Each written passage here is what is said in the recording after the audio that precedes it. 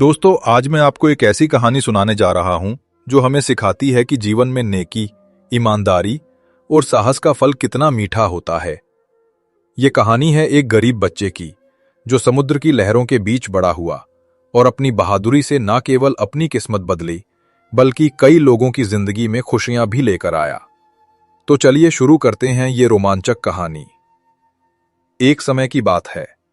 समुद्र के किनारे एक छोटे से घर में एक विधवा महिला रहती थी जिसका नाम मरियम था। उसके साथ उसका एक छोटा बच्चा था। वो हर रोज समुद्र किनारे जाती और मछुआरों द्वारा छोड़ी गई मछलियां उठा लाती थी। इसी तरह उसका और उसके बच्चे का गुजारा चल रहा था। एक दिन जब वो समुद्र किनारे मछलियां बटोर रही थी, थोड़ी दूर एक जहाज आकर रुका और उसमें से कुछ आदमी जहाज से उतरकर किनारे आए। उनके हाथों में दूरबीनें थीं और वे तेजी से मरियम की तरफ आ रहे थे। गरीब मरियम ने मछलियां वहीं छोड़ दी और अपने बच्चे को सीने से लगाकर डर भरी नजरों से आने वालों को देखने लगी। एक मोटा बूढ़ा आदमी जो शक्ल से कप्तान मालूम होता था, दूरबीन से इधर उधर देखकर बोला, हमसे कितनी बड़ी गलती हुई। कोहरे और धुंध की वजह से हम गलत जगह उतर गए। ये वो द्वीप नहीं है। खैर, आओ उस महिला से पूछते हैं। वो महिला के पास आया और नरमी से बोला, बहन, क्या तुम यहीं कहीं रहती हो? जी, मैं यहीं पर रहती हूं, मरियम झिझक कर बोली। मैं पास ही एक छोटे से घर में रहती हूं। ये कहकर वो वापस जाने के लिए मुड़ी। कप्तान ने उसे रोककर पूछा, क्या यहां कोई शहर है? हमें कुछ खरीदना है। यहां पास में कोई शहर नहीं, मरियम ने उन्हें जवाब दिया। वे जाने के लिए मुड़े ही थे कि कप्तान की नजर मरियम की गोद में दुबके बच्चे पर पड़ी। वो बच्चे को गौर से देखकर बोला, आह, कितना प्यारा बच्चा है। ये बड़ा होकर बहुत बहादुर और समझदार नाविक बनेगा। ऐ महिला, क्या ये तुम्हारा बच्चा है? इसका पिता कहाँ है? मरियम की आंखों से आंसू झरने लगे। वो हिचकियां लेते हुए बोली, इसका पिता इसके पैदा होने से पहले ही मर गया था। इतना कहकर वो जोर जोर से सिसकियां भरने लगी। बूढ़े कप्तान, जिसका नाम कप्तान इब्राहिम था, ने इस तरह सर हिलाया जैसे उस पर बहुत असर हुआ है। वो बच्चे को फिर से गौर से देखकर कहने लगा, गरीब महिला, मुझे डर है कि अगर ये बच्चा तुम्हारे पास रहा तो ये वो नहीं बन सकेगा जो इसे बनना चाहिए। इसलिए अगर तुम अपने बच्चे से सच्ची मोहब्बत करती हो और तुम चाहती हो कि ये बड़ा होकर दुनिया में अपना नाम कमाए, इसे मुझे दे दो। मैं इसे अपने बच्चे की तरह पालूंगा। इसके बदले तुम जितनी चाहो मुझसे दौलत ले सकती हो। मरियम ने अपने बच्चे को प्यार भरी नजरों से देखा और फिर अपने सीने से लगाकर बोली, नहीं नहीं, मैं अपने बच्चे को किसी कीमत पर नहीं दे सकती। दुनिया में सिर्फ यही मेरा सहारा है। मुझे मरना मंजूर है, मगर इससे जुदा होना मंजूर नहीं। ये तुम्हारी गलती है, कप्तान इब्राहिम बोला। जरा सोचो, अगर ये तुम्हारे पास रहा तो बड़ा होकर ज्यादा से ज्यादा एक मछुआरा बनेगा, और अगर मेरे पास रहा तो मैं इसे एक ऐसा आदमी बना दूंगा जिसे देखकर तुम भी गर्व कर सको। मरियम की आवाज भारी हो गई। एक तरफ बच्चे का मोह और दूसरी तरफ उसकी भलाई और आराम। कप्तान की शक्ल से मालूम होता था कि वो बड़ा दयालु और ईश्वर से डरने वाला इंसान है। उसने थरथराते हाथों से बच्चे को कप्तान इब्राहिम की गोद में दे दिया और कप्तान ने नोटों का एक बंडल मरियम के हाथ में थमा दिया। कप्तान इब्राहिम ने कहा, ये लो, ये तुम्हारे 10 साल का खर्च है। मैं 10 साल के बाद इस बच्चे को तुम्हारे पास वापस लेकर जरूर आऊंगा। तुम किसी तरह की चिंता मत करना। ये कहकर वो जितनी तेजी से आया था उतनी तेजी से वापस चला गया। मरियम बहुत देर तक किनारे पर खड़ी होकर हसरत भरी नजरों से जाते हुए जहाज को देखती रही, और जब वो नजरों से ओझल हो गया तो धीरे धीरे चलती हुई घर वापस आ गई। इस घटना को 18 से 20 साल गुजर गए और वो नन्हा बच्चा एक लड़के और लड़के से एक नौजवान युवक बन गया।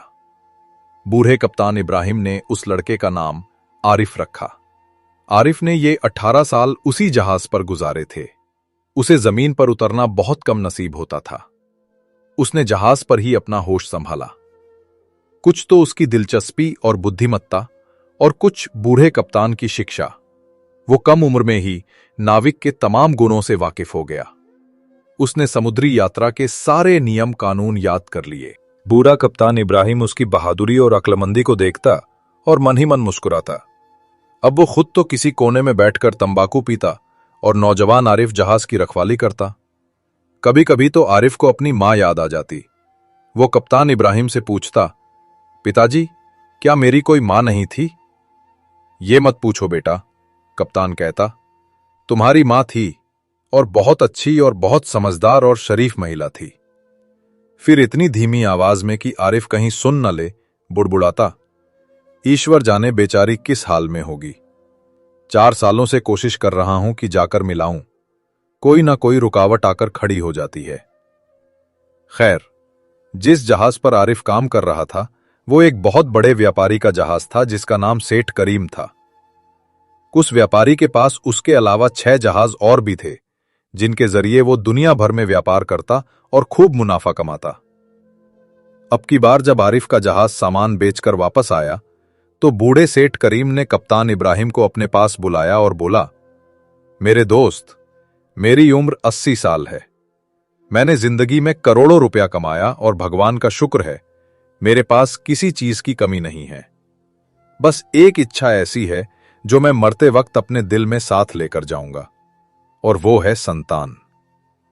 खैर, मेरी किस्मत, क्योंकि अब मैं बहुत बूढ़ा हो चुका हूं, इसलिए सोचता हूं कि अपने सारे माल दौलत का किसी अच्छे आदमी को वारिस बना दूं। तुमने मेरी बहुत सेवा की है और मेरी नजर में तुम्हारे सिवा मेरे माल दौलत का कोई भी हकदार नहीं। हालांकि तुम भी बहुत बूढ़े हो और मेरी तरह तुम्हारी भी कोई संतान नहीं है। कप्तान इब्राहिम जल्दी से बोला, जनाब, शायद आपको खबर नहीं कि मेरा एक लड़का है, 18 साल का हट्टा कट्टा नौजवान। मैंने उसे नाविक के सारे गुण बताकर एक होशियार नाविक बना दिया है और वो बड़े बड़े जहाज के कप्तानों को भी मात देने लगा है।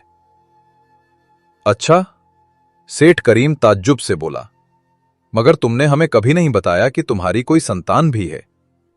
मेरे ख्याल से यह कोई ऐसी बात नहीं थी जो मैं आपको बताता, कप्तान इब्राहिम ने जवाब दिया। मेरे निजी मामलों से आपको क्या दिलचस्पी हो सकती है?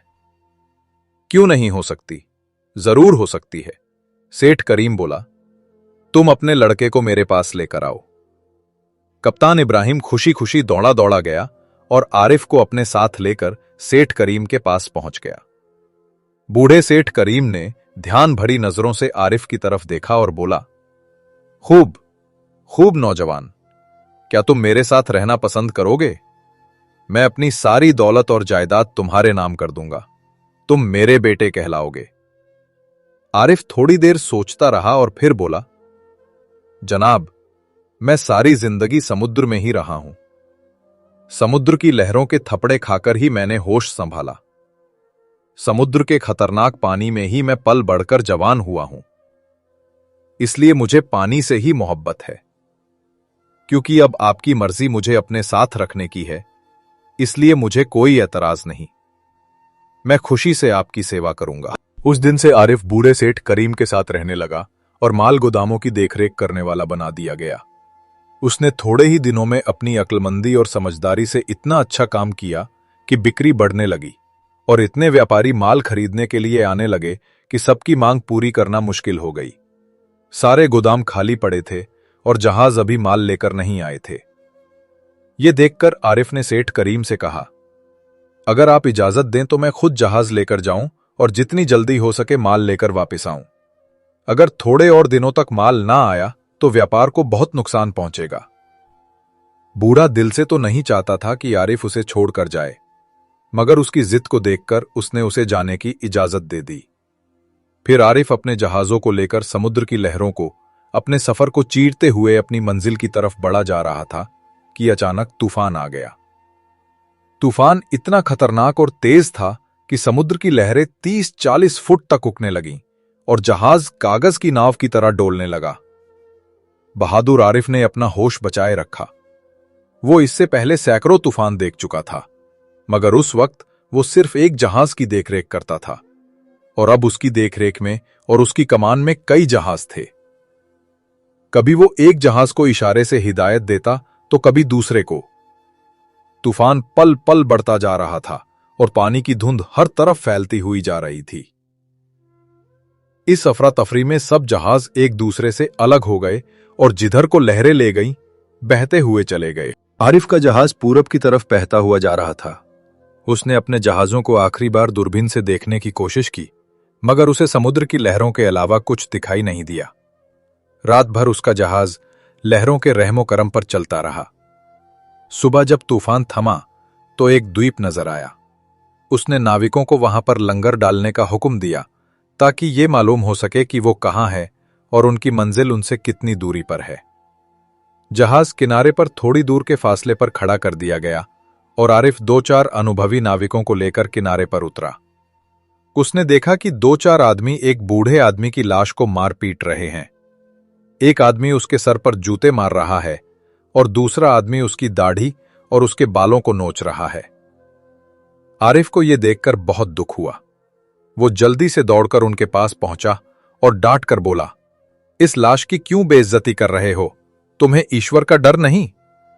एक आदमी बोला, तुम कौन होते हो हमारे काम में दखल देने वाले? ये हमारा कर्जदार है। कुछ साल पहले इसने 50 रुपए हमसे कर्ज लिया था और अब ये कर्ज दिए बगैर ही दुनिया से चला गया। अब इसलिए हम इसे मारकर अपना गुस्सा ठंडा कर रहे हैं। ये कहकर उन्होंने फिर उसे मारना पीटना शुरू कर दिया। ठहरो ठहरो, आरिफ बोला, ये लो अपने 50 रुपए और इसे छोड़ दो। आरिफ ने 50 रुपए अपनी जेब से निकालकर उनके आगे फेंक दिए और अपने साथियों की मदद से उस बूढ़े आदमी की लाश को एक गड्ढा खोदकर उसमें दफन कर दिया। ये अजीब मुल्क है, आरिफ अपने साथियों से बोला। क्या इससे पहले तुम कभी यहां पर आए हो? मैं तो यहां कभी नहीं आया, एक नाविक बोला, पर सुना है पूरब की तरफ एक द्वीप है जिसका नाम जंगार है। क्या ये वही तो नहीं है?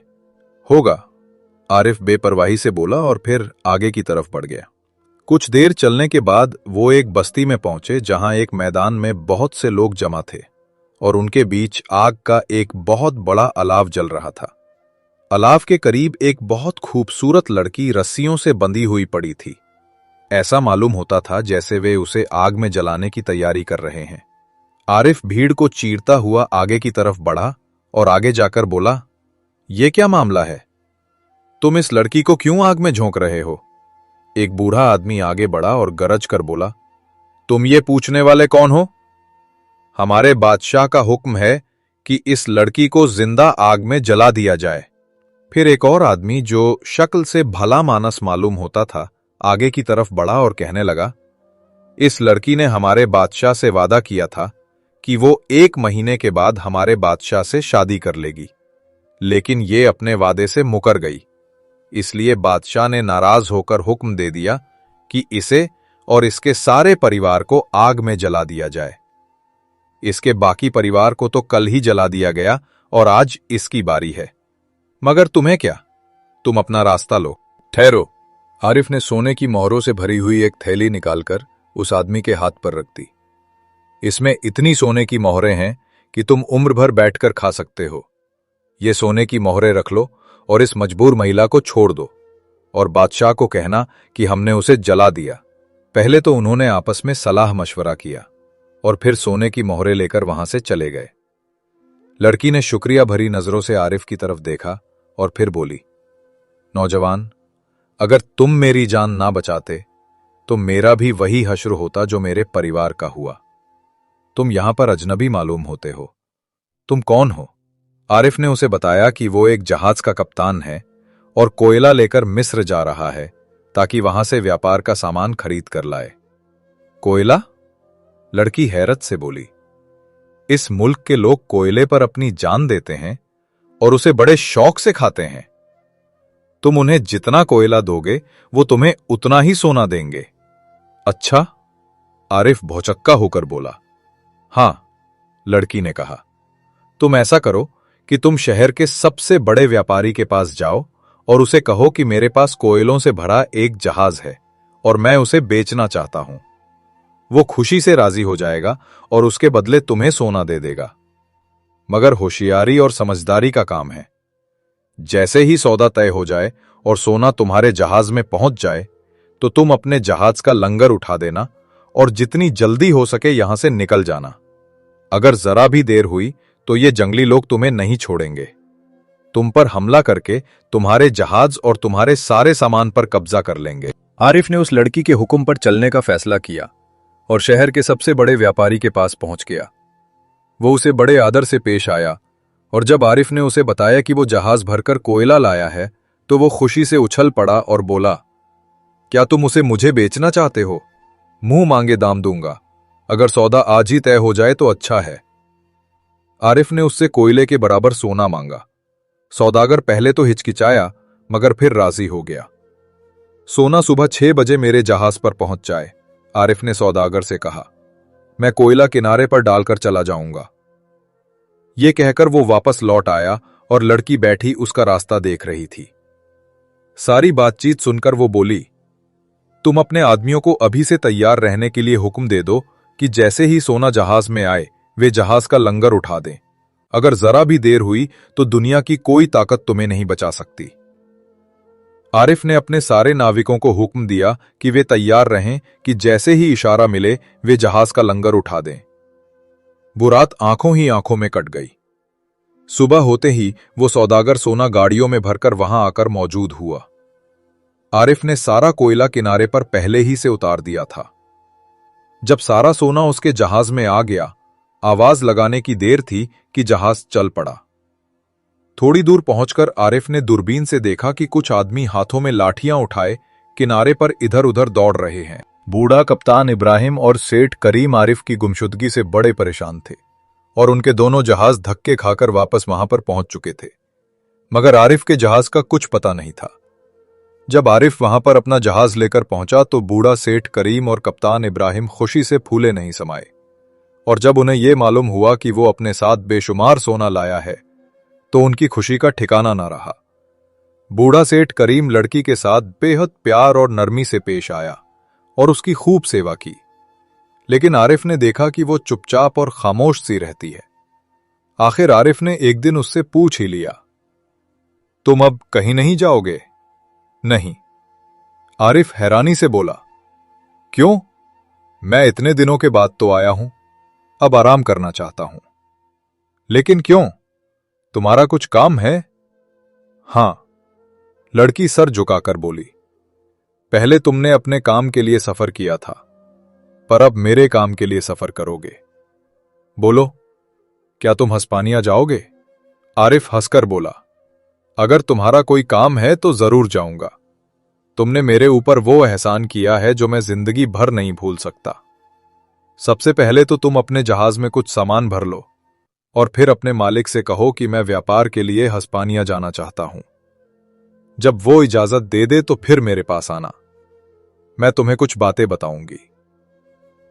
आरिफ ने एक जहाज में थोड़ा कोयला भरा और फिर अपने मालिक से इजाजत लेकर लड़की के पास आकर बोला, अब बताओ क्या कहना चाहती हो? लड़की ने अलमारी में से एक बढ़िया कोट निकाला और उसे देते हुए बोली, जब तुम हस्पानिया पहुंच जाओ तो रविवार के दिन ये कोट पहनकर शाही गिरजाघर जाना। वहां पादरी की वेदी के करीब 3 कुर्सियां पड़ी होंगी, 2 सोने की और 1 चांदी की। तुम उस चांदी की कुर्सी पर बैठ जाना। ये 1 अंगूठी और 2 किताबें लो। अंगूठी को दाहिने हाथ की उंगली में पहन लेना और कुर्सी पर बैठकर यह किताब पढ़नी शुरू कर देना। अगर बादशाह या महारानी तुमसे सवाल करे तो खामोशी से उठकर बाहर चले जाना और फिर इंतजार करना कि क्या होता है। आरिफ ने लड़की की बातों को खूब याद कर लिया और फिर जहाज में सवार होकर हस्पानिया की तरफ रवाना हो गया। 3 हफ्तों के बाद वो हस्पानिया पहुंचा और फिर वहां के बंदरगाह की तरफ रवाना हो गया और एक सराय में ठहरा। रविवार का दिन आया तो वो लड़की का दिया हुआ कोट पहनकर गिरजाघर पहुंचा। प्रार्थना का वक्त हो चुका था और सारा गिरजाघर श्रद्धालुओं और आदमियों से भरा हुआ था। आरिफ बड़ी खुशी के साथ चलता हुआ उस कुर्सी पर जाकर बैठ गया। थोड़ी देर बाद सुल्तान अजीज और बेगम फातिमा भी आ गए और आरिफ की दाहिने हाथ वाली कुर्सी पर आकर बैठ गए और फिर प्रार्थना शुरू हो गई। आरिफ ने जल्दी से लड़की की दी हुई किताब निकाली और पढ़ना शुरू कर दी। साथ ही साथ किताब पर उन उंगलियां भी फेरता जाता जिसमें लड़की की दी हुई अंगूठी पहनी हुई थी। सारे लोग प्रार्थना में लगे थे, लेकिन सुल्तान अजीज और बेगम फातिमा आरिफ की तरफ देख रहे थे। देखते ही देखते बेगम फातिमा की आंखों से आंसू बहने लगे और वो हिचकियां लेकर रोने लगी। आरिफ उसे रोता देखकर एकदम बाहर निकल आया और सराय चला गया। थोड़ी देर बाद 3 सिपाही आए और कहने लगे, तुम्हें सुल्तान बुलाते हैं। आरिफ ने कहा कि मैं शाम को हाजिर हो जाऊंगा। जब वो शाम के वक्त महल पहुंचा तो सुल्तान अजीज और बेगम फातिमा बेसब्री से उसका इंतजार कर रहे थे। उसे देखते ही दोनों खड़े हो गए। आरिफ बोला, हुजूर, मुझे बेवजह ही शर्मिंदा कर रहे हैं। मेरा फर्ज है कि मैं हुजूर की सेवा करूं। नहीं, कोई बात नहीं, तुम हमारे मेहमान हो, सुल्तान अजीज बोला। क्या आज की शाम का खाना तुम हमारे साथ खाओगे? मेरी मजाल है कि मैं इनकार करूं, आरिफ ने जवाब दिया। फिर सुल्तान अजीज ने आरिफ का हाथ पकड़ा और खाने के कमरे की तरफ ले गया। फिर तीनों खाना खाने लगे। खाना खाते वक्त बेगम फातिमा ने कहा, नौजवान, मैं तुमसे एक बात पूछना चाहती हूं, क्या सच सच जवाब दोगे? जरूर महारानी जी। क्या वो कोट, अंगूठी और किताब तुम्हें किसी लड़की ने दी थी? जी, आपकी बात सही है। बेगम फातिमा फिर हिचकियां भरते हुए रोने लगीं और बोली, तो फिर वो कहां है? जल्दी से मुझे उसका पता बता दो। मेरा दिल कह रहा है कि वो मेरी लड़की है। आरिफ बोला, मैंने उसे एक जंगली लोगों के द्वीप से बचाया था। अब वो मेरे वतन में है और आराम से मेरे पिता के पास रह रही है। उसके साथ कुछ और आदमी भी थे? बेगम फातिमा ने जवाब दिया। नहीं, वो कहती थी कि इन लोगों ने मेरे मां बाप को जला दिया। अफसोस, मैं एक दिन बाद वहां पर पहुंचा। वो उसके मां बाप नहीं थे, नौकर थे। बेगम फातिमा भराई हुई आवाज में बोलीं, वो मेरी बच्ची है, मेरी बच्ची। और बेगम फातिमा फूट फूट कर रोने लगी। आरिफ ने खाने से हाथ खींच लिया और बेगम फातिमा को दिलासा देते हुए बोला, मगर वो तुमसे जुदा कैसे हुई? 5 साल हुए हम तुर्की जा रहे थे। रास्ते में किसी अनजान जगह पर लुटेरों ने हमारा जहाज लूट लिया। हमारे सामान के साथ साथ हमारी लड़की और कुछ नौकरों को भी उठा ले गए। मैंने और महाराज ने बड़ी मुश्किल से अपनी जान बचाई। उस दिन के बाद उसका कुछ पता नहीं। तुम्हारे पास जो चीजें हैं वो उसी की हैं। इसी से मालूम होता है कि वो हमारी बच्ची नूर है। बेगम फातिमा दम लेने के लिए रुकी और फिर बोली, नौजवान, तुम जल्दी से वापस जाओ और उस लड़की को लेकर हमारे पास आओ। मैं सुल्तान के सामने तुमसे ये वादा करती हूं कि उस लड़की के साथ तुम्हारी शादी कर दी जाएगी। शुक्रिया महारानी जी। आरिफ सर झुकाकर बोला, मैंने जो काम किया है उसके लिए मुझे किसी तरह का लालच नहीं था। यह मेरा फर्ज बनता था। आप मेरे साथ एक जहाज रवाना कर दीजिए। मैं राजकुमारी नूर को आप तक पहुंचा दूंगा। सुल्तान अजीज के सलाहकारों और मंत्रियों को जब यह पता चला तो उन्हें यह सुनकर बहुत गुस्सा आया कि किसी दूसरे देश का अजनबी शख्स उनकी सुल्तान की बेटी से शादी करने वाला है। उन्होंने आपस में सलाह मशवरा किया और इस जहाज के साथ जो कप्तान जा रहा था उसे बहुत सी रिश्वत देकर कहा कि जब उसे मौका मिले वो उसका काम खत्म कर दे। जाते में तो उस कप्तान ने आरिफ को कुछ न कहा, लेकिन जब जहाज वापस हस्पानिया आ रहा था तो अब कप्तान आरिफ को ठिकाने लगाने का मौका तलाश करने लगा। एक दिन आरिफ जहाज पर दूरबीन लिए टहल रहा था कि उसे कुछ फासले पर एक बेहद खूबसूरत द्वीप दिखाई दिया। समुद्र शांत था। उसने कप्तान को हुक्म दिया कि जहाज रोक लो, मैं द्वीप देखना चाहता हूं। कप्तान की आंखें खुशी के मारे चमक उठीं। वो तो ऐसे ही मौके की तलाश में था। द्वीप से कुछ फासले पर जहाज रोक लिया गया और आरिफ एक नाव में बैठकर अकेले ही द्वीप पर जाकर उतर गया। उसके उतरते ही कप्तान ने जहाज का लंगर उठा दिया और जहाज हस्पानिया की तरफ चल पड़ा। राजकुमारी नूर इन सब बातों से बेखबर थी। वो रात गए तक आरिफ का इंतजार करती रही। कप्तान ने उसे यह कहकर तसल्ली दी कि वो दूसरे जहाज में आ रहा है।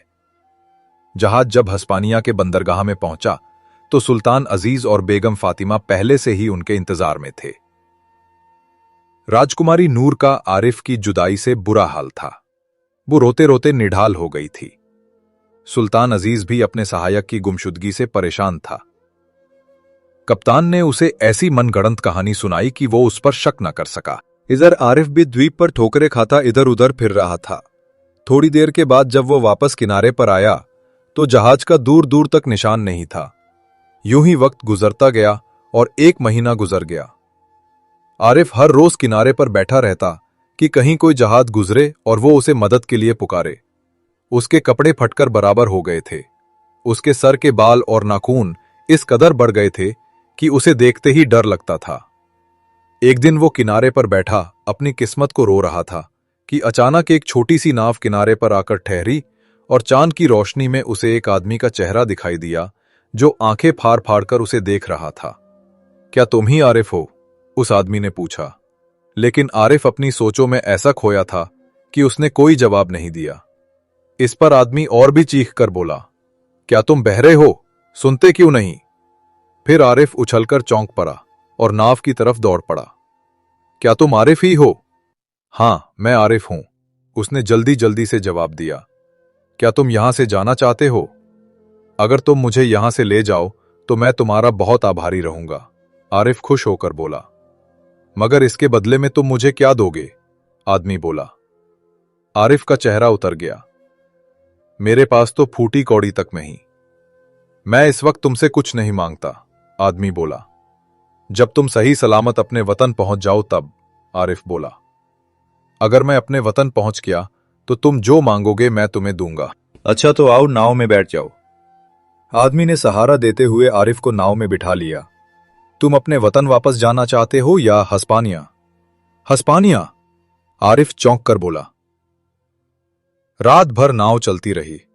सुबह 10 बजे के करीब वे हस्पानिया की बंदरगाह पर जाकर रुके।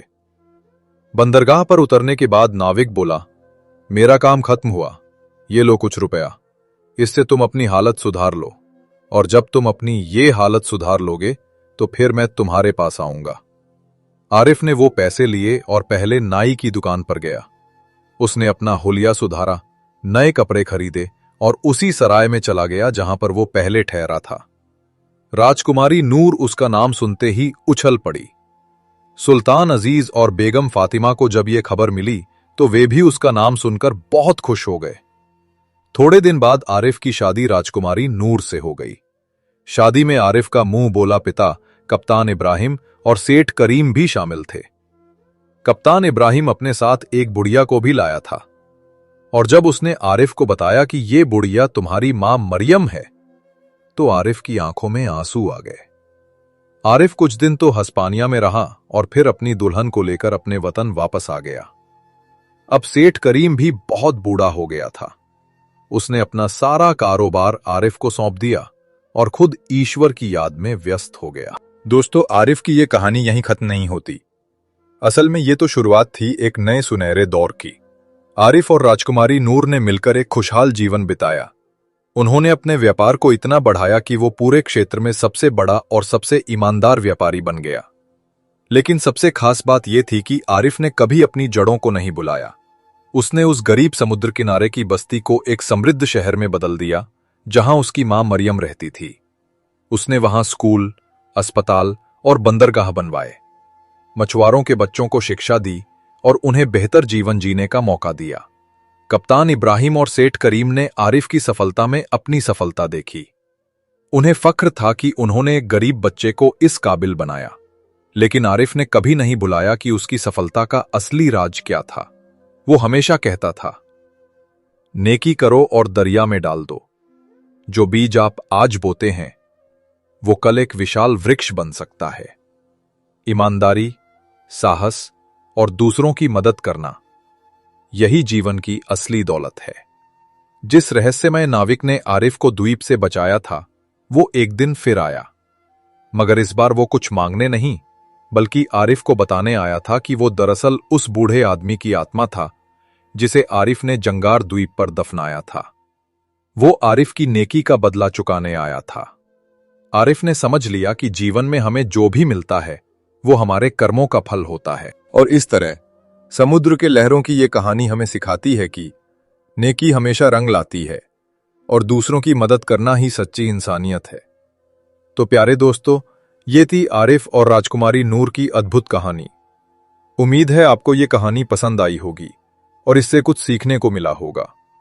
अगर आपको ये कहानी अच्छी लगी तो कमेंट्स में जरूर बताइएगा और अपने दोस्तों के साथ शेयर कीजिएगा। याद रखिए, जीवन समुद्र की तरह है, कभी शांत तो कभी तूफानी, मगर साहस और ईमानदारी की नाव से हम हर तूफान को पार कर सकते हैं। हमारे चैनल को सब्सक्राइब करना ना भूलें ताकि ऐसी और प्रेरणादायक कहानियां आप तक पहुंचती रहें। तो चलिए दोस्तों, बढ़ते हैं एक और नई कहानी की ओर। कहानी बहुत ही दिलचस्प है। सूर्य की सुनहरी किरणें झोपड़ी की दरारों से रिसकर अंदर आ रही थी। आदित्य अपनी कलाकार की उंगलियों से मिट्टी को सहलाते हुए एक नई आकृति गढ़ रहा था। उसकी आंखों में एक अजीब चमक थी, जैसे वह मिट्टी में नहीं, अपने सपनों में खोया हो।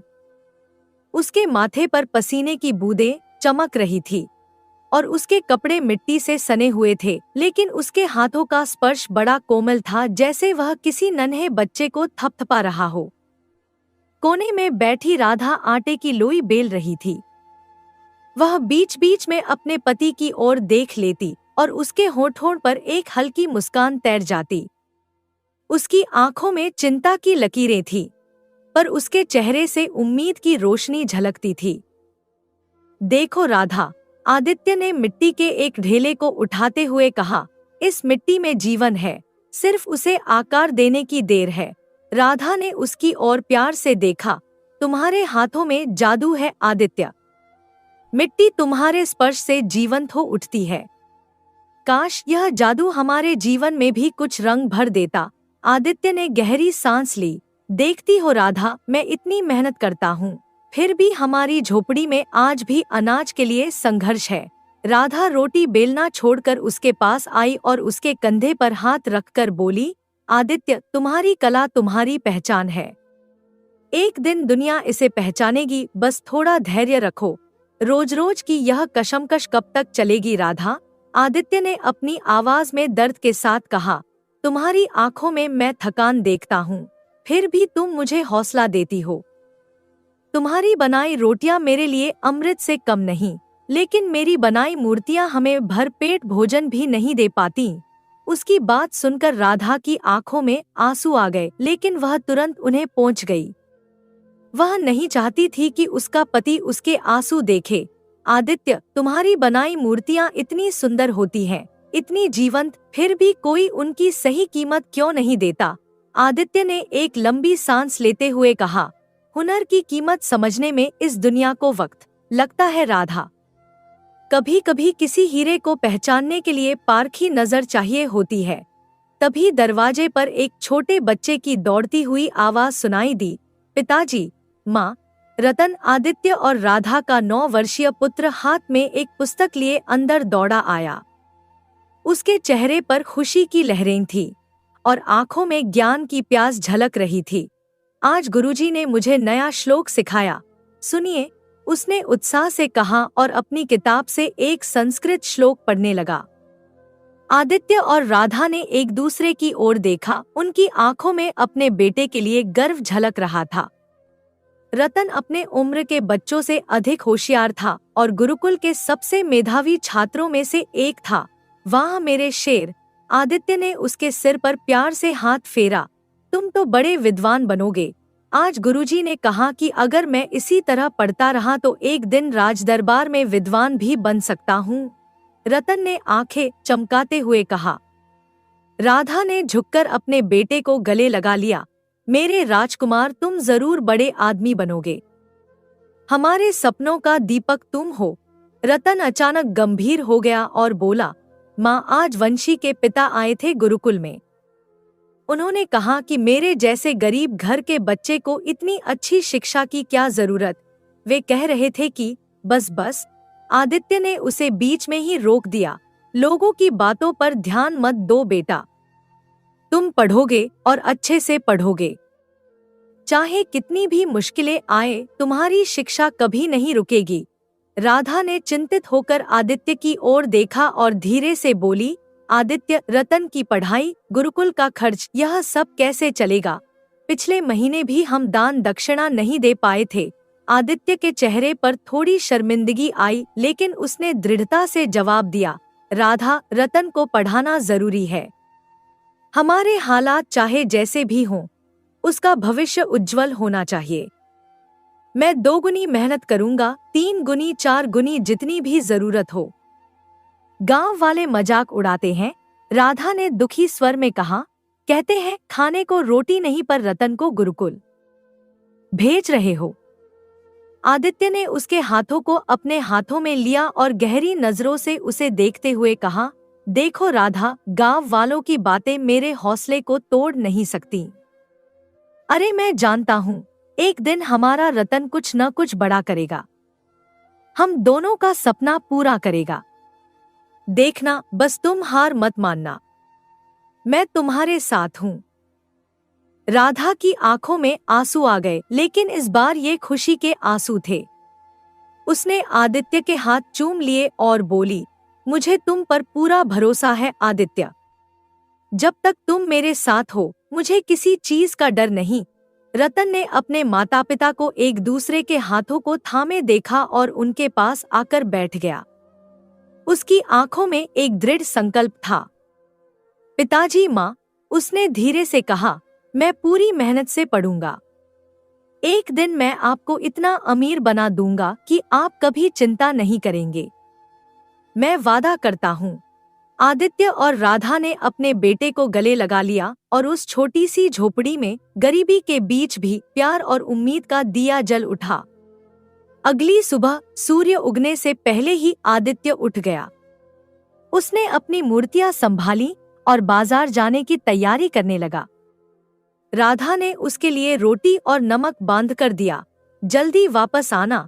राधा ने उसके माथे पर तिलक लगाते हुए कहा, आज मुझे लगता है तुम्हारी किस्मत खुलेगी। आदित्य ने हल्की मुस्कान के साथ उसकी ओर देखा। तुम्हारे आशीर्वाद से ही सब अच्छा होगा। वह अपनी मूर्तियों से भरी टोकरी लेकर निकल पड़ा। सुबह की ताजी हवा में सांस लेते हुए उसने अपने गांव की गलियों से गुजरना शुरू किया। कुछ ही दूरी पर उसे गांव के कुछ लोग मिल गए जो चौपाल के पास बैठे थे। अरे आदित्य भाई, आज फिर से मिट्टी के खिलौने बेचने जा रहे हो?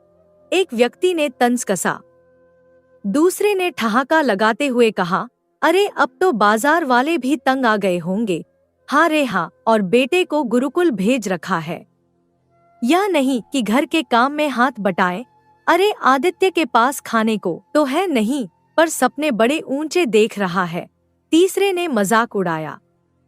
आदित्य रुक गया। उसकी आंखों में दर्द था, पर उसने सिर ऊंचा रखा। मेरे सपनों का मजाक मत उड़ाओ, उसने शांत स्वर में कहा। देखना, एक दिन यही मिट्टी मेरे बेटे को बड़ा आदमी बनाएगी। हाँ, देखते हैं वो दिन कब आता है, एक बुजुर्ग ने व्यंग्य से कहा। आदित्य ने जवाब नहीं दिया। उसने अपनी टोकरी संभाली और आगे बढ़ गया। उसके कदमों में एक अजीब दृढ़ता थी, जैसे वह सिर्फ बाजार ही नहीं, अपने भविष्य की ओर कदम बढ़ा रहा हो। बाजार पहुंचकर आदित्य ने एक कोने में अपनी चटाई बिछा दी और मूर्तियां सजा दी।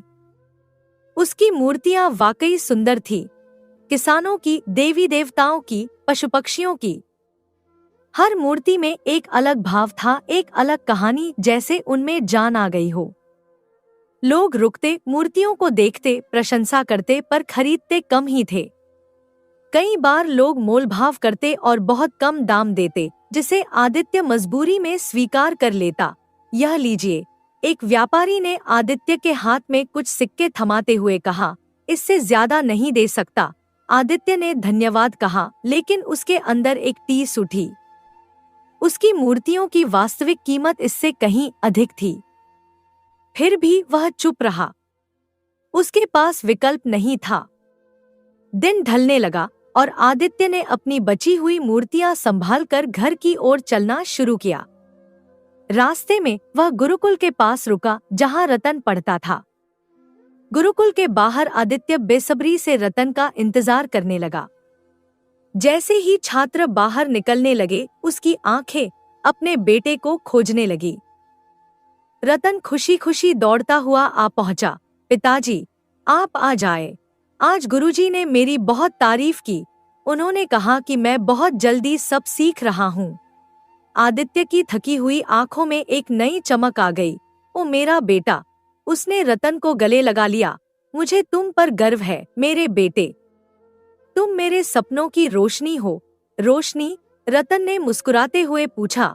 हाँ बेटा, आदित्य ने उसके सिर पर हाथ फेरते हुए कहा। तुम्हारी आंखों में जो ज्ञान की चमक है वही मेरे अंधेरे को दूर करती है। रतन की आंखें भावुक हो गईं। पिताजी, एक दिन मैं बड़ा आदमी बनकर आपकी मेहनत का मान बढ़ाऊंगा। हाँ हाँ, आदित्य की आंखों में नमी आ गई। बस यही तो मेरा सपना है मेरे बच्चे, इसके लिए मैं कुछ भी कर सकता हूँ। पिता पुत्र हाथ पकड़कर घर की ओर चल पड़े। रास्ते में रतन अपने गुरुकुल की कहानियां सुनाता रहा और आदित्य उसे प्यार से सुनता रहा। उसके चेहरे पर दिन भर की थकान के बावजूद एक संतोष था, जैसे उसके बेटे की खुशी ही उसकी सबसे बड़ी कमाई हो। रात में जब रतन सो गया, आदित्य दिए की हल्की रोशनी में बैठकर फिर से मूर्तियां गढ़ने लगा। राधा पास ही चुपचाप बैठी उसे देख रही थी। आदित्य, उसने धीरे से कहा, कब तक यूं खुद को थकाओगे? दिन भर बाजार में भटकते हो और रात में भी आराम नहीं करते। आदित्य ने बिना रुके मिट्टी को आकार देते हुए जवाब दिया। जब तक रतन का भविष्य संवर नहीं जाता मैं थक नहीं सकता राधा। ये मिट्टी की मूर्तियां मेरे हाथों से नहीं, मेरे सपनों से बनती हैं। राधा उठी और उसके पीछे आकर उसके कंधों पर हाथ रख दिया। मैं हमेशा तुम्हारे साथ हूँ, चाहे कितनी भी मुश्किल आए, मेरा विश्वास तुम्हारे साथ है। आदित्य ने उसके हाथों को अपने हाथों में लिया और चूम लिया। तुम मेरे हौसले की ताकत हो राधा। जब तुम साथ हो तो हारने का सवाल ही नहीं उठता। दोनों की आंखों में आंसू थे, पर ये आंसू एक दूसरे के लिए प्यार और समर्पण के थे। आदित्य की आंखों में अपने बेटे के उज्जवल भविष्य का सपना था और राधा की आंखों में अपने पति की मेहनत की लौ। गरीबी के अंधेरे में यह सपने ही उनके घर को रोशन कर रहे थे। समय बीतता गया और आदित्य की गरीबी दिन ब दिन बढ़ती जा रही थी। उसके हाथों की बनाई मूर्तियां बाजार में अच्छे दाम पर नहीं बिकती थी। झोपड़ी में अनाज खत्म होने के कगार पर था। राधा और रतन की उदास आंखें आदित्य का कलेजा चीर रही थी। एक दिन राधा अपनी आंखों में आंसू लिए आदित्य के पास आई। आदित्य, उसने उदास होकर कहा, इतने दिन हो गए, तिनका तिनका जोड़कर जो कुछ बचा था वो भी खत्म होने वाला है। रतन के गुरुकुल की फीस भी देनी है। मैंने सोचा था थोड़ा अनाज बचाकर रखूंगी, पर बचा ही नहीं। आदित्य की आंखों में असहायता झलक रही थी। मैं कोशिश कर रहा हूँ राधा, लेकिन किस्मत साथ नहीं दे रही, तो क्या बताऊं मैं। आदित्य, राधा ने उसके हाथ थामे। तुम इतनी सुंदर मूर्तियां बनाते हो, फिर भी तुम्हारी मूर्तियां क्यों नहीं बिकती? क्यों लोग तुम्हारी मेहनत की कदर नहीं करते? आदित्य ने अपना सिर झुका लिया। हाँ, यह सब किस्मत का खेल है राधा। कभी कभी हुनर भी वक्त से हार जाता है, लेकिन कब तक हम ऐसे ही जीते रहेंगे? राधा की आवाज में दर्द था। मैं अपने बेटे की आंखों में भूख नहीं देख सकती आदित्य। आदित्य अचानक उठ खड़ा हुआ। उसकी आंखों में एक नया संकल्प था। अब और नहीं राधा, उसने दृढ़ता से कहा। मैंने ठान लिया है। अब मैं ऐसी मूर्ति बनाऊंगा जिसे देखकर हर इंसान दंग रह जाएगा। ऐसी सुंदर स्त्री की मूर्ति जिसे देखकर राजा विक्रम भी मेरी कला की कद्र करने को मजबूर हो जाएंगे। राधा ने हैरानी से उसे देखा। देखना राजा विक्रम, तुम उनकी सभा तक कैसे पहुंचोगे? आदित्य, हाँ, मैं रास्ता निकाल लूंगा राधा। आदित्य के स्वर में आत्मविश्वास था। लेकिन अब मुझे दिन रात मेहनत करनी होगी। यह आखिरी कोशिश होगी और इस बार किस्मत को मेरे साथ आना होगा। राधा ने उसे गले लगा लिया। मुझे तुम पर विश्वास है आदित्य, हमेशा रहेगा। उस दिन के बाद आदित्य ने दिन रात एक कर दिया। वह मिट्टी को अपनी कल्पना से गढ़ता, सांचे में डालता और हर रात खुद से वादा करता कि यह मूर्ति उसकी तकदीर बदल देगी। वह अपनी सर्वश्रेष्ठ कृति बनाने में जुट गया। रतन भी स्कूल के बाद उसकी मदद करता। राधा उनके लिए गरम गरम रोटियां और चाय बनाकर लाती और आदित्य को हौसला देती रहती। यह मूर्ति ऐसी होनी चाहिए, आदित्य ने एक रात कहा। जिसमें सिर्फ सुंदरता ही नहीं बल्कि एक आत्मा हो, एक ऐसी आत्मा जो देखने वाले से बात करे। कई दिनों की लगातार मेहनत के बाद आदित्य ने वह अद्भुत मूर्ति तैयार कर ली। उसकी आंखों में गर्व और उम्मीद की चमक थी। मूर्ति इतनी सुंदर थी कि मानो उसमें प्राण बसने को तैयार हो। आदित्य, राधा ने मूर्ति देखकर हैरानी से कहा, ये तो साक्षात देवी जैसी लग रही है। इतनी सुंदर मूर्ति तो मैंने कभी नहीं देखी। आदित्य मुस्कुराया, उसके चेहरे पर एक अजीब संतुष्टि थी। हाँ, अब यह मूर्ति राजा विक्रम के दरबार में जाएगी। राधा, अगर राजा ने इसे देख लिया तो हमारी किस्मत बदल जाएगी। तुम देखना। हे भगवान, राधा ने आदित्य को गले लगाते हुए कहा, तुम्हारी मेहनत रंग लाए। आदित्य। रतन ने भी मूर्ति की ओर देखा, उसकी आंखों में आश्चर्य था। पिताजी, आपने तो जादू कर दिया, मूर्ति में जान है। आदित्य ने अपने बेटे के सिर पर हाथ फेरा। बेटा, जब किसी चीज को पूरे दिल से बनाओ तो उसमें अपनी आत्मा डाल दो, तब वह जीवित हो उठती है। अगले दिन सुबह सुबह आदित्य अपनी बनाई मूर्ति लेकर केशव नगर जाने के लिए निकल गया। वह मूर्ति को एक साफ कपड़े में लपेटकर संभाल कर चल रहा था, जैसे कोई मूल्यवान खजाना ले जा रहा हो। गांव वालों ने उसे मूर्ति के साथ देखा तो ताने मारने लगे। अरे आदित्य, एक व्यक्ति ने पुकारा। क्यों भाई, अब क्या राजा विक्रम को मूर्ति बेचने चले हो क्या? अरे, चाहे तुम कितनी ही सुंदर मूर्ति बना लो, दूसरे ने कहा, तुम्हारी किस्मत नहीं बदलने वाली।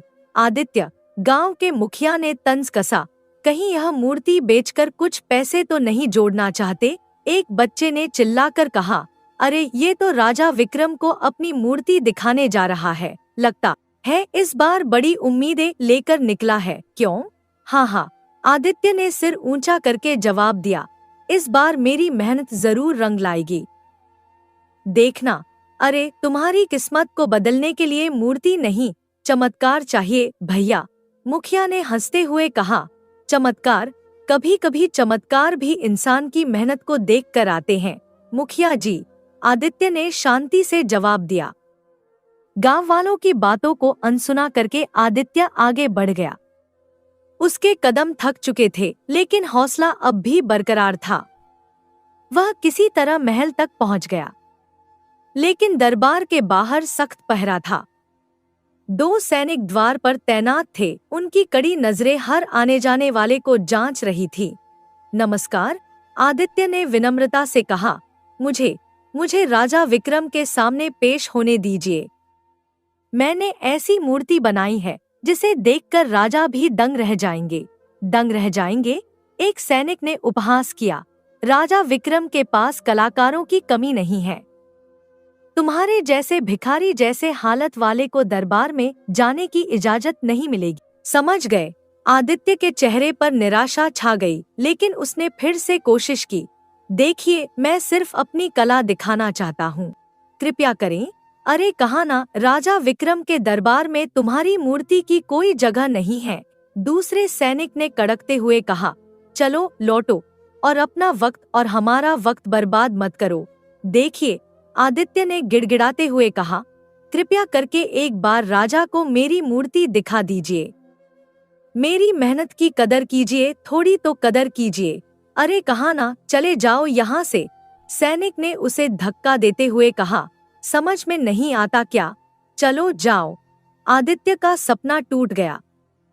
सैनिकों ने उसे दरबार के बाहर ही रोक दिया। अपमानित और निराश आदित्य वहां से लौटने लगा। उसके हाथों में अब भी वह मूर्ति थी, लेकिन वह अब उसके लिए बोझ सी लग रही थी। आदित्य थकाहारा टूटा हुआ जंगल के रास्ते से घर लौट रहा था। भूख और थकान ने उसे बेहाल कर दिया था। वह एक पेड़ के नीचे बैठ गया और अपनी किस्मत पर रोने लगा। क्यों? वह फूट फूट कर रो पड़ा। क्यों मेरी मेहनत की इतनी दुर्गति है? क्या सच में किस्मत ही सब कुछ होती है? आदित्य की आंखों में आंसू थे और वह अपनी बनाई मूर्ति को देख रहा था। उसने इसमें अपना सब कुछ झोंक दिया था, अपने परिवार का भविष्य इस पर टिका था, लेकिन अब सब व्यर्थ लग रहा था। तभी अचानक एक हल्की सी आवाज सुनाई दी। ये मूर्ति वाकई में बहुत सुंदर है, एक मधुर आवाज ने कहा। हाँ, ये कौन है? आदित्य ने आंसू पोंछते हुए आसपास देखा। उसके सामने एक सुंदर स्त्री खड़ी थी। आदित्य उसे देखकर स्तब्ध रह गया। हाँ, ये तो, आदित्य हकलाने लगा। अरे ये तो मेरी मूर्ति, मतलब जो मैंने मूर्ति बनाई थी वैसी लग रही है। आदित्य के चेहरे पर हैरानी और डर का मिश्रण था। सामने खड़ी स्त्री बिल्कुल उसी मूर्ति की तरह थी जिसे आदित्य ने अपनी कल्पना से गढ़ा था। हाँ, ये कैसे हो सकता है? आदित्य ने डरते हुए पूछा। स्त्री मुस्कुराई। यह मूर्ति तो तुमने बड़ी ही सुंदर बनाई है। ऐसा लगता है जैसे इसमें जान बसने वाली हो। तुम कौन हो? आदित्य ने घबराते हुए पूछा।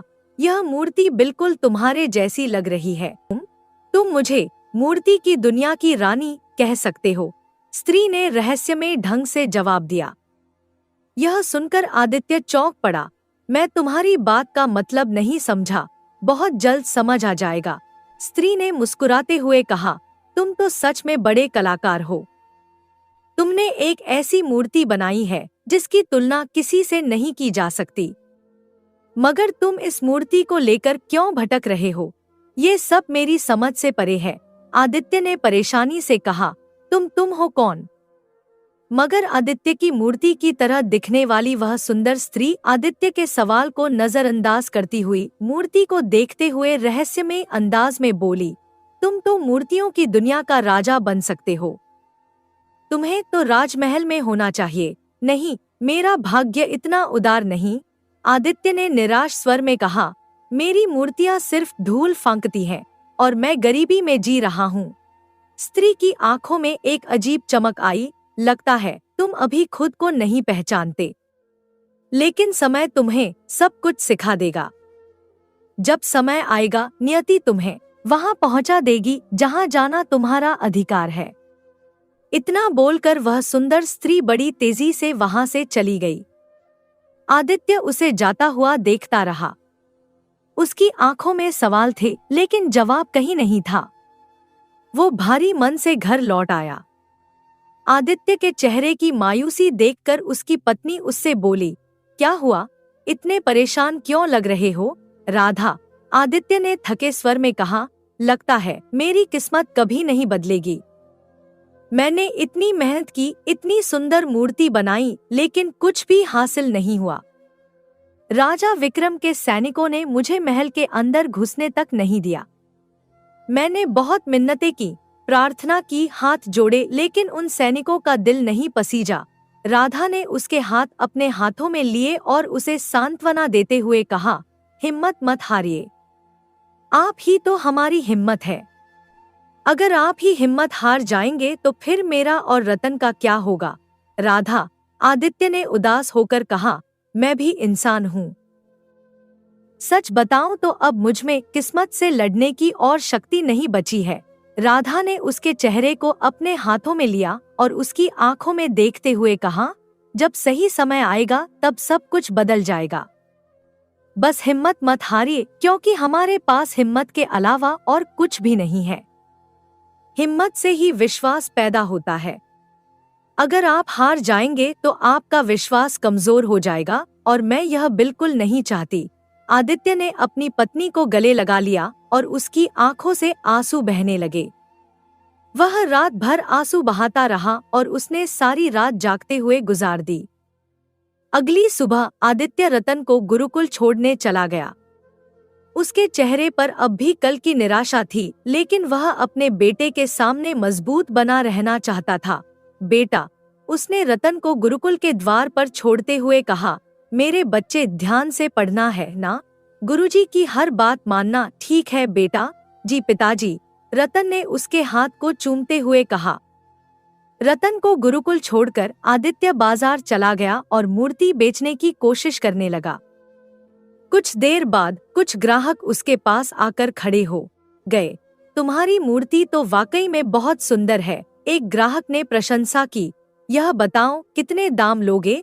जी, केवल एक मुद्रा, आदित्य ने विनम्रता से कहा। अरे पागल हो क्या? ग्राहक ने तेज आवाज में कहा। तुम केवल एक मामूली सी मूर्ति के लिए इतने ऊंचे दाम मांग रहे हो। अब क्योंकि यह मूर्ति महीनों की मेहनत का नतीजा है, आदित्य ने अपनी कला का बचाव करते हुए कहा। अरे तो मेहनत से क्या होता है? ग्राहक ने मजाक उड़ाया। हम दूसरी जगह से ले लेंगे। चलो भाई। आदित्य को दुख हुआ, लेकिन उसने मजबूरी में सिर झुका लिया। अच्छा ठीक है। आदित्य ने मजबूरी में मूर्तियों को बहुत कम दाम में बेच दिया। उसके पास और कोई चारा नहीं था। उसे घर चलाना था, रतन की पढ़ाई का खर्च उठाना था। शाम को आदित्य रतन को गुरुकुल से लेने चला गया। पिताजी, पिताजी, रतन ने दौड़कर आदित्य को गले लगा लिया। आज तो मैंने गुरुजी से बहुत कुछ सीखा है। हाँ अच्छा बेटा। आदित्य ने प्यार से उसके सिर पर हाथ फेरा। चलो घर चलते हैं। चलो चलो। आदित्य और रतन घर लौटने लगे। अचानक आसमान में काली घटाएं छा गईं।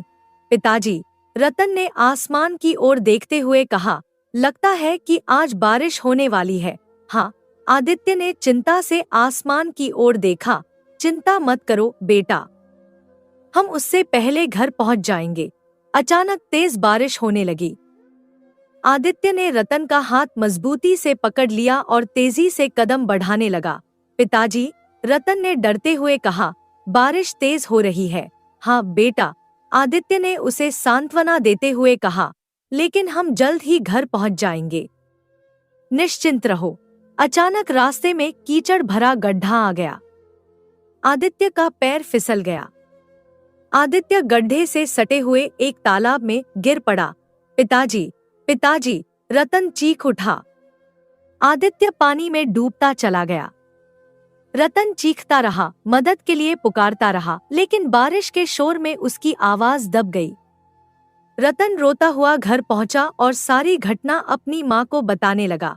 क्या कहा? तुम्हारे पिताजी? राधा के चेहरे पर भय की लकीरें उभर आईं। राधा दौड़ते हुए तालाब तक पहुंच गई और आदित्य को चीखते हुए आवाजें लगाने लगी। आदित्य, आदित्य। मगर राधा की आवाज लौटकर राधा के पास ही आ पहुंची, मगर आदित्य की आवाज नहीं आई। आदित्य, आदित्य। राधा चीखती रही। तुम कहाँ चले गए? तुम्हारे बिना मैं कैसे जीऊंगी?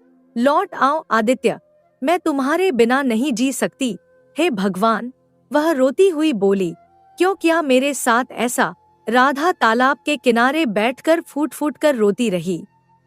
रतन भी अपनी माँ को देख आंसू बहाता रहा। तालाब के जल में एक रहस्यमय कंपन उठ रहा था, लेकिन किसी को इसका आभास नहीं था। राधा अपने बेटे रतन को लेकर गांव की चौपाल पर चली गई। उसकी आंखें लाल थीं। चेहरे पर थकान और बेपसी झलक रही थी। वो लोगों से मदद मांगने लगी। कृपया करके कोई मेरे पति को ढूंढने में मेरी मदद करे। उसने भीख मांगते हुए कहा। वो कई दिनों से लापता है। तालाब के पास गए थे, फिर लौटे ही नहीं। अरे पगला गई हो क्या? एक बुजुर्ग ने तीखे स्वर में कहा। जिस तालाब की बात कर रही हो, वहां तो कोई पास भी नहीं जाता। वो रहस्यमयी तालाब है। वहां जाने वाले कभी वापस नहीं आते। तुम्हारा मूर्ख पति खुद मुसीबत में फंस गया। एक युवक ने कहा। अब भुगतो, हम क्या कर सकते हैं? राधा की आंखों में आंसू आ गए। उसने लोगों से उम्मीद ही छोड़ दी। वो चुपचाप रतन का हाथ पकड़कर अपने घर लौट आई। कुछ दिन ऐसे ही बीत गए। आदित्य नहीं लौटा। घर में राशन खत्म हो गया। राधा ने अपने गहने बेचकर कुछ दिन घर चलाया, लेकिन अब वो भी खत्म हो रहे थे। गुरुकुल की फीस बकाया हो गई थी और गुरुजी ने रतन को फटकार लगाई थी। एक दिन रतन अपनी माँ से लिपटकर रो पड़ा। माँ, उसने सिसकते हुए कहा, मुझे बहुत जोर से भूख लगी है और पिताजी की बहुत याद आ रही है। माँ, राधा ने रतन को अपनी बाहों में भर लिया। तेरे पिताजी जो भी कमाते थे, ईमानदारी से कमाते थे। हम गरीब जरूर थे, लेकिन कभी भूखे नहीं रहे। पर अब हमारी हालत भुखमरी के कगार पर पहुंच गई है। राधा ने रतन के आंसू पोंछे और अचानक उसके चेहरे पर एक दृढ़ संकल्प आ गया। अब से मैं मूर्तियां बनाऊंगी। उसने दृढ़ता से कहा। तेरे पिता के साथ रहकर मैंने मूर्तियां बनाना सीखा है। हम भूखे नहीं रहेंगे। राधा ने रात भर रतन के साथ मिलकर मूर्तियां बनाईं। रतन भी अपनी माँ की मदद करता रहा। वे साथ में काम करते और कभी कभी आदित्य की यादों में डूब जाते। माँ, रतन ने एक मूर्ति को सहलाते हुए कहा, पिताजी कहते थे कि मूर्ति बनाते समय उसमें अपने दिल के सपने भरने चाहिए। राधा ने अपने बेटे को प्यार से देखा। हाँ बेटा, यही तो तुम्हारे पिता का हुनर था। उनकी मूर्तियों में जान होती थी। अगली सुबह वो उन्हें बेचने के लिए बाजार ले गई। राधा ने बाजार में मूर्तियां रखी ही थी कि गांव के मुखिया और कुछ अन्य लोग वहां आ पहुंचे। मुखिया ने उपहास किया, स्त्री होकर मूर्तियां बेच रही हो, तुम्हें शर्म नहीं आती? राधा ने आत्मविश्वास से जवाब दिया, अगर मेरी इतनी ही चिंता है तो मेरे घर पर 2 वक्त की रोटी भिजवा दिया करो, फिर मैं मूर्तियां नहीं बेचूंगी। अरे बड़ी तेज हो गई हो तुम, मुखिया ने तंज कसा। पति के जाते ही पर निकल आए तुम्हारे। राधा ने मुखिया की बातों पर ध्यान नहीं दिया। उसने मूर्तियां बेचनी जारी रखी। धीरे धीरे लोग उसकी मूर्तियां खरीदने लगे। हालांकि वे आदित्य की मूर्तियों जितनी सुंदर नहीं थी, लेकिन राधा की कड़ी मेहनत और दृढ़ता ने लोगों का दिल जीत लिया। उधर आदित्य को होश आया तो उसने खुद को एक अजीब महल में पाया। चारों ओर चमकदार मूर्तियां थी। हर मूर्ति इतनी सुंदर थी कि मानो जीवित हो। अरे ये मैं कहाँ आ गया? आदित्य ने घबराकर आसपास देखा। क्या मैं मर चुका हूँ? तभी एक जानी पहचानी आवाज उसके कानों में टकराई। उसने घूमकर देखा तो उसके पीछे वही सुंदर स्त्री खड़ी थी जो उसे जंगल में मिली थी। तुम तो मुझे जंगल में मिली थी, आदित्य ने हैरान होकर कहा। लेकिन मैं यहाँ कैसे पहुँचा? मुझे याद है, मैं तालाब में डूब गया था और मैंने अपने बेटे की पुकार भी सुनी थी। उसके बाद क्या हुआ मुझे कुछ भी याद नहीं। सुंदर स्त्री रहस्यमयी अंदाज में मुस्कुराते हुए बोली, तुम मूर्तियों के संसार में हो। यह सुनकर आदित्य चौंक गया। यह क्या बकवास कर रही हो? इस संसार के बारे में तो मैंने कभी सुना ही नहीं। मेरा नाम चंद्रलेखा है, स्त्री ने अपना परिचय दिया।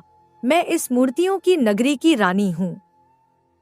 अगर तुम्हें विश्वास नहीं होता तो आओ इस नगरी में घूमकर देख लो। आदित्य भागता हुआ महल से बाहर निकल गया। उसने देखा कि चारों ओर लोग थे, मगर वो इंसान नहीं बल्कि मूर्तियों जैसे लग रहे थे। कोई खेती कर रहा था, कोई दुकान पर हलवा बना रहा था, तो कोई अपने अपने काम में व्यस्त था, मगर उनके चेहरे पर कोई भाव नहीं था। वे सब एकदम निर्जीव लग रहे थे। आदित्य घबराकर वापस महल में आ गया। सिंहासन पर वही सुंदर स्त्री बैठी थी। यह सब क्या है? आदित्य ने परेशानी से पूछा। मैं कुछ समझ नहीं पा रहा। तुम जिस तालाब में गिरे थे वो तालाब हमारे इस संसार का द्वार है, चंद्रलेखा ने बताया। मैंने तुमसे कहा था कि नियति तुम्हें बुला लेगी। तुम्हारी कला की कद्र करने के लिए मैंने तुम्हें यहाँ बुलाया है। देखो, आदित्य ने विनती की, मैं अपने घर जाना चाहता हूँ। मेरी पत्नी और मेरा बेटा इंतजार कर रहे होंगे। बेचारे बहुत परेशान होंगे। इतना आसान नहीं है तुम्हारा घर लौटना। चंद्रलेखा ने कहा, अगर तुम यहाँ से जाना चाहते हो तो तुम्हें मेरी बताई हुई एक मूर्ति बनानी होगी। अरे तुम समझ क्यों नहीं रही हो? आदित्य ने निराश होकर कहा, मेरी पत्नी और मेरा बेटा मेरी गैरमौजूदगी में बहुत परेशान होंगे। उन्हें भूखे सोना पड़ेगा। चिंता मत करो। चंद्रलेखा ने उसके कंधे पर हाथ रखते हुए कहा, जब तक तुम इस संसार में हो तुम्हारे परिवार को गरीबी छू भी नहीं सकेगी। आदित्य उसकी बात सुनकर चुप हो गया। उसके मन में हजारों सवाल उठ रहे थे। क्या वो इस दुनिया में फंस चुका था? क्या उसकी वापसी का कोई रास्ता था? कुछ देर बाद आदित्य चंद्रलेखा के साथ एक रहस्यमय कक्ष में दाखिल हो गया, जहां दीवारों पर अद्भुत मूर्तियां सजी थी। कक्ष के बीचों बीच एक बड़ा आईना रखा था। चंद्रलेखा आदित्य को आईने के सामने ले गई। आदित्य, उसने कहा, इस आईने में देखो। तुम्हें जो दिखाई दे रहा है उसकी मूर्ति बनानी है। चंद्रलेखा, आदित्य ने आईने में देखकर कहा, इसमें तो तुम दिखाई दे रही हो। सही कहा तुमने आदित्य, चंद्रलेखा ने प्रसन्नता से कहा। तुम्हें मेरी ही मूर्ति बनानी है, वैसे ही जैसे तुमने अपनी दुनिया में बनाई थी। लेकिन क्यों? आदित्य ने हैरानी से पूछा। इसकी क्या जरूरत है? इस दुनिया का यही उसूल है, चंद्रलेखा ने रहस्यमय ढंग से कहा। अगर कोई मूर्ति को हूबहू जीवंत रूप दे देता है तो उसमें जान आ जाती है। आदित्य यह सुनकर सन्न रह गया। और हाँ, चंद्रलेखा ने आगे कहा, अपने परिवार की चिंता करने की जरूरत नहीं है आदित्य, मैंने सब संभाल लिया है। तुम्हारे परिवार को कुछ नहीं होगा। इधर आदित्य की पत्नी राधा अपने पुत्र रतन के साथ बाजार में थी। वो किसी ग्राहक का इंतजार कर रही थी। तभी एक सुंदर स्त्री वहां पहुंची। वो स्त्री कोई और नहीं बल्कि चंद्रलेखा थी। मैं तुम्हारी बनाई मूर्ति खरीदना चाहती हूँ, चंद्रलेखा ने राधा से कहा। राधा ने अचरज से उसे देखा। तुम्हारी शक्ल तो बिल्कुल वैसी ही लगती है जैसी मूर्ति मेरे पति ने बनाई थी। शायद तुम्हारे पति बहुत कुशल कलाकार हैं, चंद्रलेखा ने मुस्कुराते हुए कहा। इतना बोलकर चंद्रलेखा ने एक पोटली में ढेर सारी स्वर्ण मुद्राएं राधा को सौंप दी। कला की कद्र करना मेरा फर्ज है, चंद्रलेखा ने कहा। इतनी सारी मुद्राएं, इतनी कीमत क्यों? राधा ने हैरान होकर पूछा। बस समझ लो तुम्हारी मेहनत की सही कीमत, चंद्रलेखा ने रहस्यमयी मुस्कान के साथ कहा। राधा खुशी खुशी घर लौट आई। उसके मन में अब भविष्य को लेकर कोई चिंता नहीं थी। रतन, उसने अपने बेटे से आनंद से कहा, अब हमें वर्षों काम करने की जरूरत नहीं। यह स्वर्ण मुद्राएं हमारे सपनों को पूरा करेंगी। तुम्हारे पिता ने जो सपना देखा था तुम्हें गुरुकुल में पढ़ाकर बड़ा विद्वान बनाने का, अब वो सपना सच होगा। उधर आदित्य मूर्ति बना रहा था। तभी उसकी नजर एक टूटी हुई मूर्ति पर पड़ी। वो मूर्ति किसी सुंदर पुरुष की थी। ये मूर्ति, आदित्य ने विस्मय से कहा। वाह, यह तो कितनी सुंदर मूर्ति है, क्यों ना मैं इसे सही कर दूं? आदित्य मूर्ति के करीब चला गया। वो उसे छूने ही वाला था कि तभी चंद्रलेखा अचानक वहां आ गई। रुक जाओ आदित्य, उसने चिल्लाकर कहा। इस मूर्ति को मत छूना। क्यों? आदित्य ने आश्चर्य से पूछा। इसमें ऐसा क्या है? चंद्रलेखा के चेहरे पर घबराहट साफ नजर आ रही थी। मैं तुम्हें इसके बारे में कुछ नहीं बता सकती। बस इसे मत छूना, वरना अंजाम बहुत बुरा होगा। चंद्रलेखा ने उस टूटी हुई मूर्ति को उठाकर दूसरे कक्ष में रख दिया। आदित्य ने चुपचाप चंद्रलेखा की मूर्ति बनाने का काम शुरू कर दिया। आदित्य, चंद्रलेखा ने खुश होकर कहा, मैंने तुम्हारी पत्नी को ढेर सारी स्वर्ण मुद्राएं दे दी हैं। अब तुम्हें बस जल्दी से मेरी मूर्ति बनानी है। कुछ ही दिनों में आदित्य ने चंद्रलेखा की हूबहू मूर्ति तैयार कर ली थी। चंद्रलेखा उस मूर्ति को बड़े गौर से देख रही थी। तुमने तो बिल्कुल मेरी ही तरह मूर्ति बना दी है, उसने प्रसन्नता से कहा। आदित्य, ऐसा लग रहा है मानो यह मेरी जुड़वा बहन हो। ओ, आदित्य ने अब घबराते हुए पूछा, अब आगे क्या करना है? इस संसार का एक उसूल है, चंद्रलेखा ने कहा। यहाँ अगर कोई मूर्ति जीवंत जैसी बना दी जाए तो उसमें प्राण आ जाते हैं। चंद्रलेखा ने इतना कहा ही था कि मूर्ति में प्राण आ गए। देखते ही देखते मूर्ति चंद्रलेखा के बगल में खड़ी हो गई। मैं चंद्रलेखा की जुड़वा बहन हूँ, मूर्ति ने बोलना शुरू किया, जिसे इस मूर्तियों के नगर के राजा ने नष्ट कर दिया था। लेकिन वो चंद्रलेखा को नष्ट नहीं कर पाया क्योंकि वो उससे ज्यादा ताकतवर थी। यह सब हो क्या रहा है? आदित्य ने परेशानी से पूछा। और यह तुम मुझे क्यों बता रही हो? इसलिए कि बरसों से मेरा सपना था कि मैं इस मूर्तियों के नगर की रानी बनूं, जुड़वा बहन ने कहा। और अब मेरा सपना पूरा हो चुका है। लेकिन मेरी जुड़वा बहन का सपना है कि वो तुम्हारे संसार पर भी शासन करें। उधर राधा और रतन घर पर बैठे स्वर्ण मुद्राएं गिन रहे थे। अचानक उन मुद्राओं से रंग बिरंगी किरणें फूट पड़ी और दोनों गायब हो गए।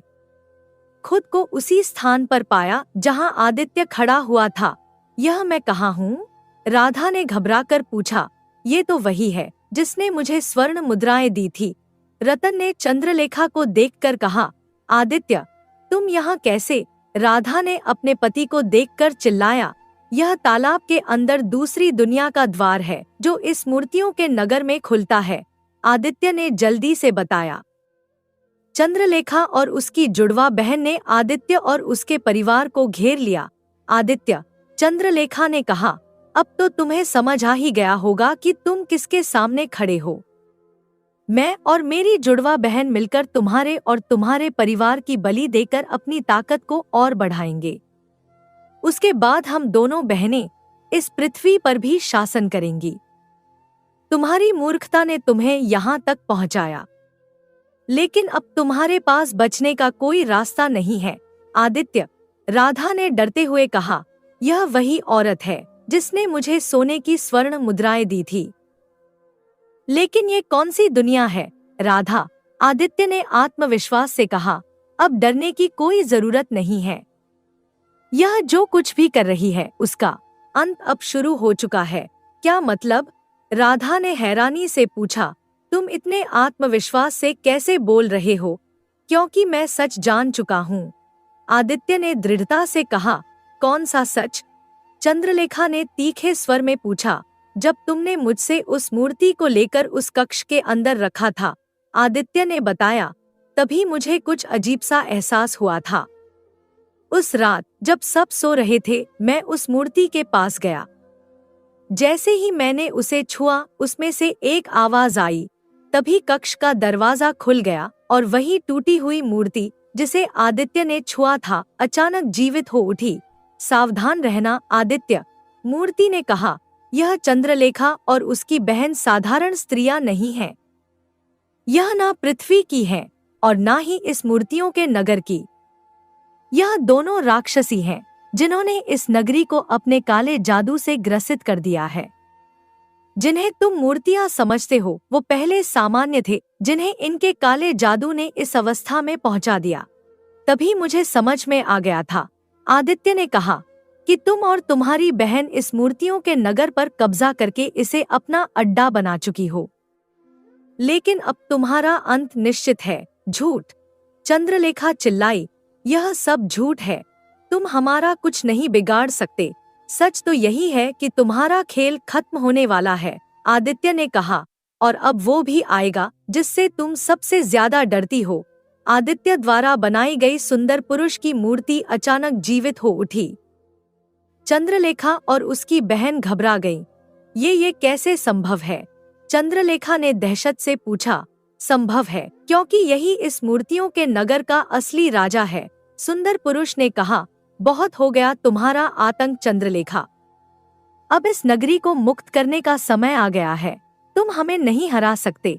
चंद्रलेखा ने गुस्से से कहा, हमारी शक्ति अपार है, अब तुम्हारा समय समाप्त हो गया, राजा ने दृढ़ता से कहा। अचानक रंग-बिरंगी किरणों ने चंद्रलेखा और उसकी बहन को घेर लिया। दोनों बहनें तड़पने लगी, उनके शरीर जलने लगे और कुछ ही क्षणों में वो दोनों राख में तब्दील हो गईं। आदित्य, राजा ने आदित्य का हाथ थामते हुए कहा, तुम्हारा बहुत बहुत धन्यवाद। तुम्हारी वजह से यह मूर्तियों की नगरी अब आजाद हो गई है। अगर तुम समय पर न आते तो पता नहीं यह दोनों बहनें तुम्हारी दुनिया का क्या हाल करती। यह तो मेरा सौभाग्य था कि मैं इस नगरी को बचा सका, आदित्य ने विनम्रता से कहा। तुम्हारी वीरता के लिए, राजा ने कहा, हम तुम्हें यह स्वर्ण मुद्राएं भेंट करते हैं। अब तुम अपने परिवार के साथ सुरक्षित अपने संसार में लौट सकते हो, जाओ। अगले ही पल आदित्य, राधा और रतन ने खुद को अपने घर में पाया। उनके सामने ढेर सारी स्वर्ण मुद्राएं रखी हुई थी। आदित्य, राधा ने अपने पति को गले लगाते हुए कहा, ये सच है, हम वापस आ गए। हाँ राधा, आदित्य ने उसके आंसू पोंछते हुए कहा, अब हमारे दिन बदल गए। पिताजी, रतन ने खुशी से चिल्लाते हुए कहा, अब तो हम बहुत अमीर हो गए हैं। हाँ मेरे बेटे हाँ, आदित्य ने उसे गले लगाते हुए कहा, लेकिन ये दौलत से ज्यादा हमारे साहस और सच्चाई की जीत की निशानी है। उस दिन के बाद आदित्य एक महान और धनी मूर्तिकार बन गया। उसने अपने गांव में एक बड़ा सा घर बनवाया और एक कला विद्यालय भी खोला, जहां वह गरीब बच्चों को मुफ्त में मूर्तिकला सिखाता था। राधा, जो कभी गरीबी में जी रही थी, अब अपने पति के साथ मिलकर जरूरतमंदों की मदद करती थी। रतन बड़ा होकर एक प्रसिद्ध विद्वान बना जो अपने पिता की कला का सम्मान करता था और कला और विद्या के क्षेत्र में नए आयाम स्थापित करता रहा। आदित्य की मूर्तियां अब राजदरबार और धनी लोगों के महलों में सम्मान के साथ रखी जाती थी। राजा विक्रम ने भी उसकी कला की तारीफ की और उसे अपने दरबार में सम्मानित किया। लेकिन आदित्य कभी नहीं भूला कि उसकी असली ताकत उसकी कला, उसके परिवार का प्यार और सच्चाई के प्रति उसकी निष्ठा थी। वह अक्सर अपने बेटे को कहता था, मिट्टी में जान डालो और वह तुम्हारे सपनों को साकार कर देगी। इस प्रकार एक गरीब मूर्तिकार के साहस और परिश्रम की कहानी, जो अपने परिवार के लिए कुछ भी करने को तैयार था, एक किंवदंती बन गई जो पीढ़ी दर पीढ़ी सुनाई जाती रही। दोस्तों, एक और नई कहानी की ओर बढ़ने से पहले कृपया इस चैनल को सब्सक्राइब करके मेरा हौसला बढ़ाइए। तो शुरू करते हैं दिल को छू लेने वाली एक और कहानी।